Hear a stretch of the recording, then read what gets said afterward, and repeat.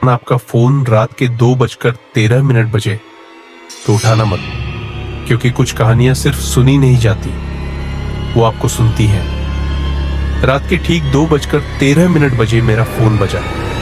Screen पर लिखा था अननोन कॉलर। मैंने कॉल उठाई और उधर से मेरी ही आवाज आई, धीमी, टूटी हुई, मत आना।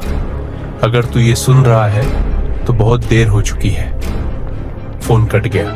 मैं पसीने में भीग चुका था, क्योंकि उस वक्त मैं कमरे में बिल्कुल अकेला था और वो आवाज मेरी नहीं हो सकती थी। मेरा नाम आर्यन है और मैं पिछले 12 सालों से अपने गांव देवागढ़ नहीं गया था। देवगढ़, जहां सूरज जल्दी डूबता है, रातें ज्यादा लंबी होती हैं और लोग एक नाम लेने से डरते हैं। कमरा नंबर 13, पुराने सरकारी अस्पताल का आखिरी कमरा, 2009 में सील किया गया। सरकारी कारण इलेक्ट्रिकल फेल्योर, लेकिन गांव जानता था उस कमरे से लाशें नहीं, चीखें निकलती थी। मैं 17 साल का था। मेरे साथ थे राहुल, नील और पूजा। हमने शर्त लगाई, जो कमरा 13 में 10 मिनट रुकेगा वही असली मर्द। रात के 1:47 पर हम अस्पताल पहुंचे। दरवाजा खुला हुआ था। अंदर की बदबू, दवाइयों, सड़े मांस और नमी की मिलीजुली। हम हंसते हुए अंदर गए, लेकिन अस्पताल हंस नहीं रहा था। वो दरवाजा आज भी मेरी आंखों के सामने है। उस पर लिखा था 13 खून जैसे रंग, जैसे किसी ने नाखूनों से उकेरा हो। दरवाजा अपने आप खुल गया। अंदर टूटा हुआ बेड, छत से लटका पंखा और दीवारों पर हाथों के निशान।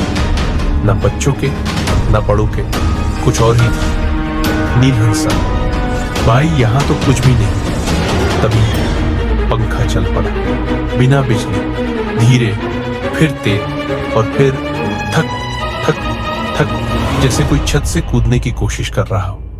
पूजा रोने लगी। राहुल ने दरवाजा खींचा। दरवाजा बंद था। कमरा और अंधेरा हो गया और फिर हमने सुना सांसों की आवाज। 4 नहीं, 5। हम 4 थे।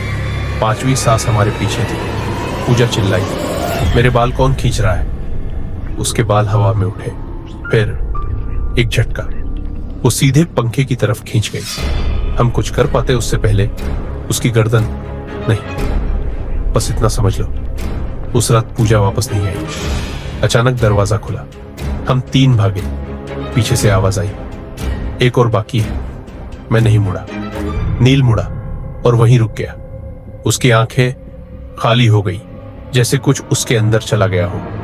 अगले दिन पूजा की लाश अस्पताल के बेड पर मिली। नील कोमा में चला गया। राहुल ने आत्महत्या कर ली और मैं भाग गया। शहर, नई जिंदगी, नई पहचान। लेकिन हर रात 2:13 पर मेरा फोन बजता रहा। इस साल गांव से खत आया। नील मर चुका था और अस्पताल तोड़ने से पहले कमरा नंबर 13 खोलना था। मेरा नाम लिस्ट में था। क्यों? क्योंकि फाइल में लिखा था मुख्य गवाह आर्यन। मैं फिर उसी कमरे में खड़ा था, अकेला।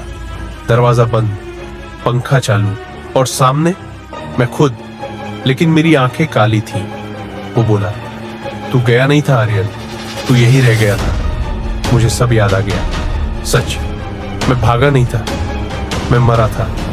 जो 12 साल शहर में जी रहा था, वो सिर्फ कमरा नंबर 13 की याद थी। अस्पताल टूट चुका है, कमरा 13 मिट्टी में दब चुका है। लेकिन अगर आज रात 2:13 आपका फोन बजे और आवाज आपकी ही हो, तो कॉल काटना मत, क्योंकि कमरा नंबर 13 अब इमारत नहीं, यादों में रहता है और यादें पॉज कभी मरती नहीं। अगर आपको ये कहानी सुनकर 1 सेकंड के लिए भी पीछे देखा, तो वीडियो को लाइक करो। ऐसी डरावनी कहानियों के लिए सब्सक्राइब करना मत भूलना। और इस वीडियो को उस दोस्त के साथ शेयर करो जो रात में अकेला रहता है। कमेंट में लिखो, मैंने सुना, क्योंकि अगली कहानी शायद आपकी हो।